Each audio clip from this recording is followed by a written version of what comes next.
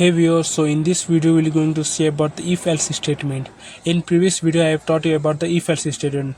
The major difference between if-else and else-if statement is that in if-else you will going to check only one or two conditions, but in else-if you can check the multiple conditions at a single run. Like if you have to check the more than two conditions like 3 or 4 times, then you can use the else if statement. To understand simple, I'm giving you the as a time example. Like if the time is 19, then I can print the message that it is afternoon or evening or a night. So I've written the some basic simple code like int t equals to t means time. I've given, you can give whatever you want. I've given the t and equals to 19, and then I've written the simple code that if t is less than 12, then that means it is a morning. I printed that message as a morning. And in else if statement I have given the t is less than or equals to 13, that means it is afternoon.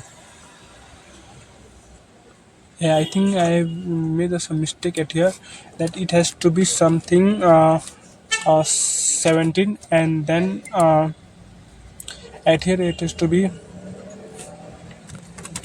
uh, t is less than 17.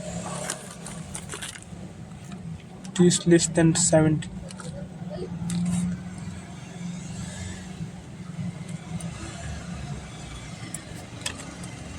I've written the t is less than 7. T is less than 17. Then in else statement, I can print that message. It is a night. So let's run our code.